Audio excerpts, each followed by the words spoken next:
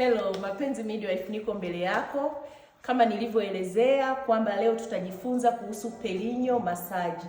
Perineal massage ina umuhimu mkubwa sana. Kama nilivyoelezea katika clip iliyopita kwamba inasaidia kulainisha lile kovu ili mama asipate mchaniko tena anapokuwa akienda kujifungua mtoto mwingine.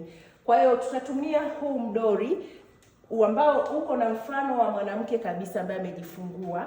Tunaposema perineum ni hili eneo la nje hili, ndo tunasema hii ni perineum. Kwa hiyo tunaposema massage ni massage kama ambayo mtu anafanyiwa massage yoyote ya mgongo, ya kiuno, ya kichwa, yoyote. Kwa hiyo kwenye perineum tunashauri wa mama watumie mafuta ambayo hayana kemikali kali kama mafuta ya nazi, mafuta ya olive oil, yani mafuta ambayo ni natural. Kwa hiyo mafuta haya mama anaweza mwenzi akakufanyia au mkunga akamwelekeza mwenzi wako kukufanyia angalau kwa wiki mara 2.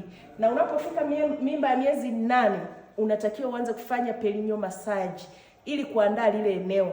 Kwa hiyo hatua ya kwanza lazima uwe na kilainishi ambacho ni cha kufanyia massage kama olive oil au mafuta ya nazi ambayo yamepikwa yajapita kiwandani. Lakini hatua ya pili lazima uwe na mipira ya kuvaa. Mwenzi wako au mkunga atakaye kuja kukuhudumia kukufanyia hiyo perineal massage au amevaa mipira maalum ili kukulinda wewe mama na kujilinda yeye mtoa huduma. Hatua inayofuata utapaka mafuta kwenye eneo. Kwa mfano tuseme huyu mama alichanika kwenda chini au alichanika hapa pembeni.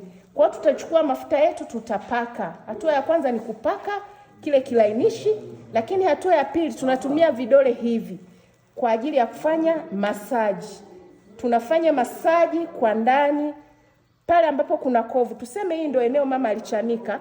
Kwa hiyo hili eneo tutalifanyia massage kwa muda wa dakika 5 mpaka 10. Kwa hiyo ukifanya masaji hivi unasaidia hata ile misuli iliyokuwa imeshikwa na kovu inatanuka. Hata kama hujawahi kuchanika, ni mimba ya kwanza, unatamani usipate michaniko.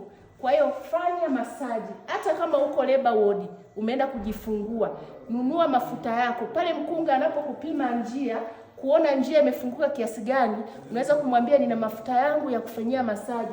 Akakufanyia masaji.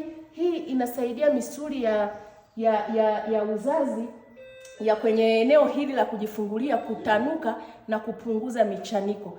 Najua utakuwa umeelewa. Karibu sana video inayofuata.